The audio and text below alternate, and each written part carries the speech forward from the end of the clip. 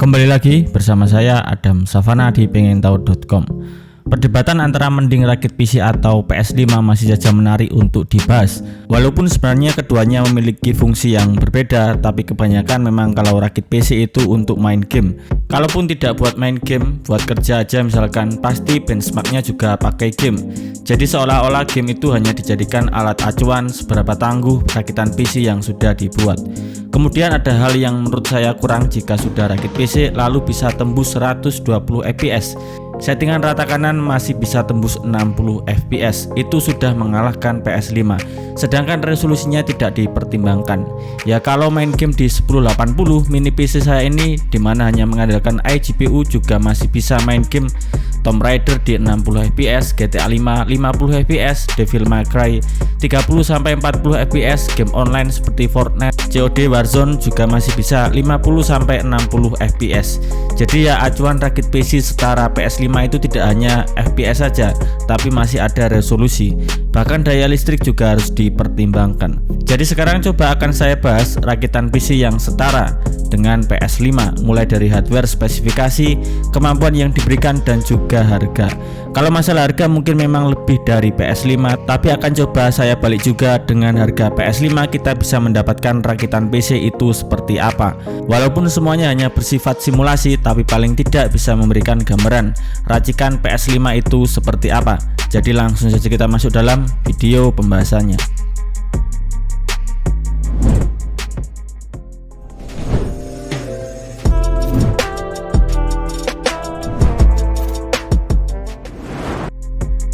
Spesifikasi PS5 itu menggunakan base AMD. Jadi kali ini kita simulasikan build PC yang menggunakan AMD, baik itu CPU dan GPU.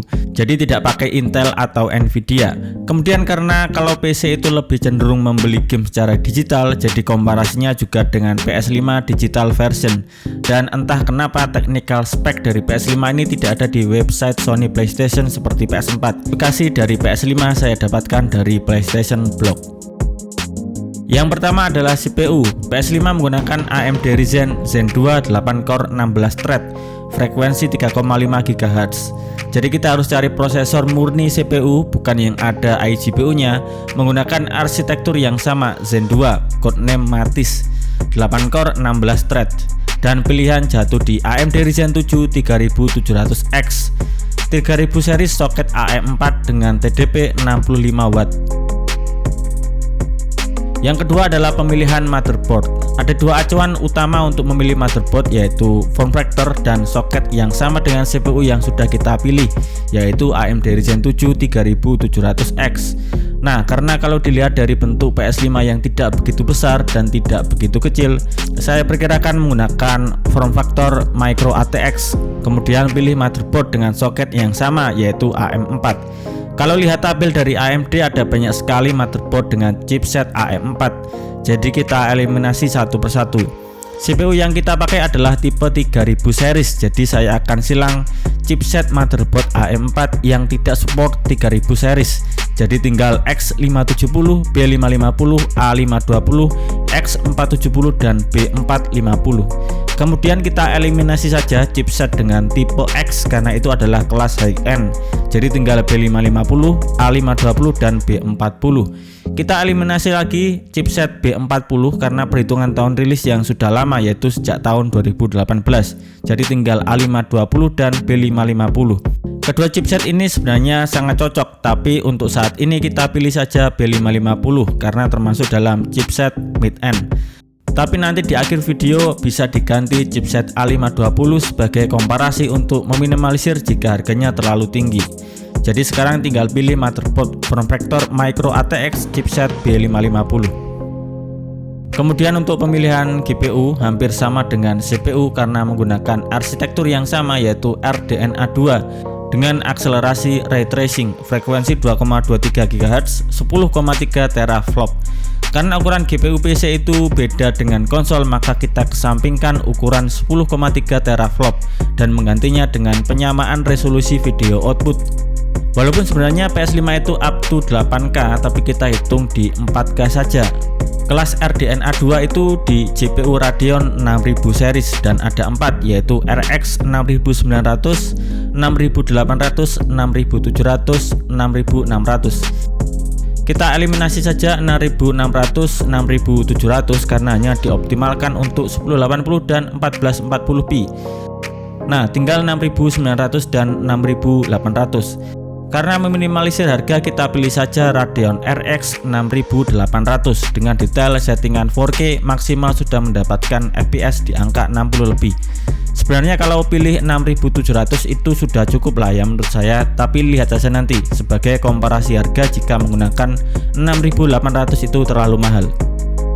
Yang keempat, media penyimpanan. PS5 mempunyai kapasitas 825GB SSD tentunya, walaupun masih ada slot untuk di-upgrade, tapi kita ambil base penyimpanannya saja, yaitu 1TB SSD. Supaya lebih kencang, pilih yang NVMe dengan patokan harga yang lumayan murah. Kita ambil saja dari brand Team Group. Kemudian untuk masalah RAM memang ada sedikit perbedaan karena PS5 menggunakan GDDR6. Ini tidak bisa jadi patokan karena biasanya digunakan pada GPU. Jadi kita ikutin saja slot yang ada di motherboard, yaitu DDR4 dengan kapasitas yang sama, yaitu 16GB.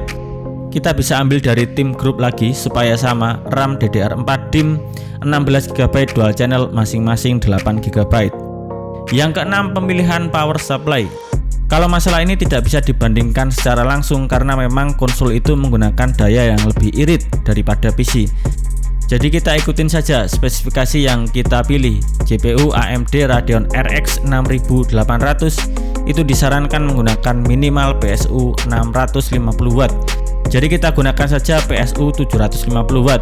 Dan tentu saja ambil yang non modular untuk meminimalisir budget. Yang ketujuh dan yang terakhir adalah pemilihan casing. Acuannya yaitu untuk form factor micro ATX dan kalau bisa warna putih. Dan setelah browsing saya mendapatkan dari brand Venom RX dengan harga 450.000. Sudah include 2 kali 120 mm fan ARGB di bagian depan. Untuk I/O cooling kita pakai dari bawaan CPU saja, dan kalau saya lihat juga sudah ada cover untuk PSU, jadi ya kabel PSU non modular bisa terlihat rapi. Oke, pemilihan komponen sudah, sekarang saatnya kita hitung-hitungan budget yang dikeluarkan untuk rakitan PC dengan spesifikasi setara PS5. CPU menggunakan AMD Ryzen 7 3700X dengan harga 5.860.000. GPU menggunakan MSI Radeon RX 6800 XT 16GB Gaming Z Trio dengan harga 8.980.000. Di sini saya coba cari yang tanpa XT, itu jarang sekali ada di marketplace, jadi sementara racikan utama ini dahulu. Motherboard MSI B550M Pro Wi-Fi dengan harga 2.050.000. Storage Team Group SSD M.2 NVMe 1TB dengan harga 700.000. RAM menggunakan Team Group Memory Delta T-Force RGB 8GB x 2 3600 DDR4 dengan harga 980.000. PSU Corsair 750W 8 plus bronze dengan harga 1.080.000. Dan yang terakhir case Venom RX Ultra Wide dengan harga Rp450.000. Total budget yang harus kita keluarkan adalah Rp19.540.000. Dan mungkin budgetnya cukup mahal, jadi kita ganti GPU dengan kasta yang lebih rendah, yaitu series 6700 yang harganya di angka Rp5.550.000 dengan total budget turun di Rp16.670.000. Nah, dari sini kita sudah kelihatan kalau mau rakit PC yang minimal setara spesifikasinya dengan PS5 ya budget 16 jutaan. Itu pun masih belum mendapatkan stick atau controller. Kalau mau beli controller untuk Windows PC yang paling cocok ya controller Xbox plus dengan adapter biar delay nggak begitu mengganggu. Harga ini memang tinggi dikarenakan CPU AMD Ryzen 7 3700X yang mahal. Jadi sebagai referensi coba saya racik lagi dengan arsitektur AMD Zen 4 soket 5. Komponennya sama, cuma mengganti CPU dan motherboard serta RAM. CPU diganti AMD Ryzen 7 7700 dengan harga Rp4.970.000. Motherboard diganti dengan Gigabyte A620M Gaming X AX dengan harga Rp2.580.000. RAM diganti dengan Team Group Elite DDR5 8GB x 2 4800 MHz dengan harga Rp1.250.000. Total budget adalah Rp19.450.000 untuk GPU 6800 series dan Rp16.580.000 untuk GPU 6700 series. Karena harganya nggak jauh beda, kalau saya sih misalkan ada budget ya pilih generasi yang terbaru yaitu AMD Ryzen Arsitektur Zen 4. Sekarang saya akan coba beri rakitan PC yang setara dengan PS5 digital version 8-9 jutaan. Komponennya sama, tinggal ganti CPU AMD yang menggunakan iGPU yaitu AMD Ryzen 7 5700G. Varian AMD APU yang paling powerful saat ini dengan total budget Rp8.460.000. Mungkin bisa tambah kapasitas RAM supaya membantu kerja dari APU. Baiklah, itu tadi racikan PC setara PS5 digital version dan racikan PC setara dengan harga PS5 digital version dengan beberapa variasi referensi. Di sini saya tidak merekomendasikan karena semua ini hanyalah simulasi. Saya sendiri juga tidak terlalu pro di bidang rakitan PC, jadi hanya sebagai referensi saja. Dan mungkin kalau pakai racikan komponen dari Intel dan Nvidia mungkin juga ada rakitan yang setara bahkan dengan harga yang lebih murah. Kalau saya sendiri jika ditanya mending rakit PC atau beli PS5, jawaban untuk saat ini ya mending rakit PC. Walaupun harganya minimal 2 kali lipat, tapi kan PC masih bisa dibuat hal-hal yang selain main game. Dan pertimbangan yang paling menentukan kenapa rakit PC adalah karena sekarang game eksklusif dari PS tidak lama akan dirilis di PC. Terlebih saya bukan tipe orang yang FOMO terhadap hype bermain game. Sabar nunggu sampai harga turun juga nggak masalah. Baiklah, cukup sekian video pembahasan kali ini. Semoga bermanfaat sebagai referensi dan semoga bisa menghibur.